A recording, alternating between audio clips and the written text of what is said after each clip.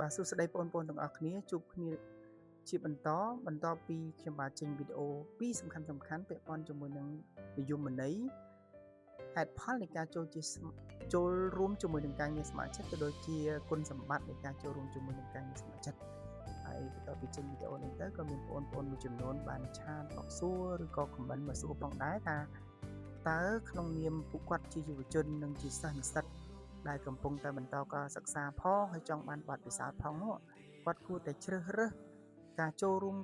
ការងារស្ម័គ្រចិត្តនៅអង្គភាពស្ថាប័នណាហើយក្នុងនោះខ្ញុំសូមចែករំលែកនៅ4ស្ថាប័ននិងសមាគម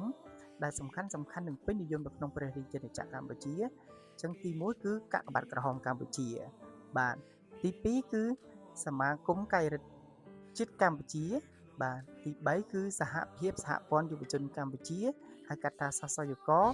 និងទី4គឺសមាគមកាយរិទ្ធនារីកម្ពុជាដែលស្ថាប័នទាំង4នេះគឺជាស្ថាប័នដែលពេញនិយមជាងគេនៅក្នុងព្រះរាជាណាចក្រកម្ពុជាដែលបានគៀងគរក៏ដូចជាធ្វើឲ្យមានការចាប់អារម្មណ៍ពីក្នុងចំណោមសិស្សនិស្សិតនិងយុវជនពីគ្រប់មជ្ឈដ្ឋានហើយតាមស្ថាប័នទាំង4នេះក៏មានសមាជិកដែលជាយុវជនចាប់ពីអាយុ9ឆ្នាំរហូតដល់35ឆ្នាំហើយមានការចូលរួមសកម្មភាពជួយទៅដល់ការងារសង្គមការងារមនុស្សធម៌ក៏ដូចជាការបង្កើនទំនាក់ទំនងបណ្ដាញ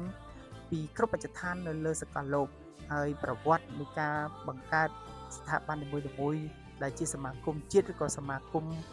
ទាំង4នេះគឺមានលក្ខណៈនិងប្រវត្តិសាស្ត្រផ្សេងគ្នាអញ្ចឹងបើសិនជាបងប្អូនដែលជាសិស្សនិស្សិតនិងយុវជនមានចំណាប់អារម្មណ៍ចង់ដឹងនៅព័ត៌មានសំខាន់មួយណារវាងកាកបាទក្រហមកម្ពុជាសមាគមកាយរិទ្ធជាតិកម្ពុជា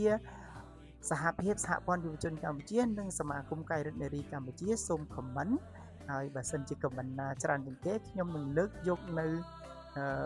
ខ្លឹមសារសំខាន់ដូចជាប្រវត្តិនិងសកម្មភាព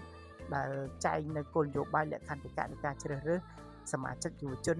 ឲ្យចូលបម្រើការងារស្ម័គ្រចិត្តនៅក្នុងស្ថាប័នទាំង4នេះជួបគ្នានៅវីដេអូក្រោយបន្ទាប់ពីមានការចូលរួមខមមិន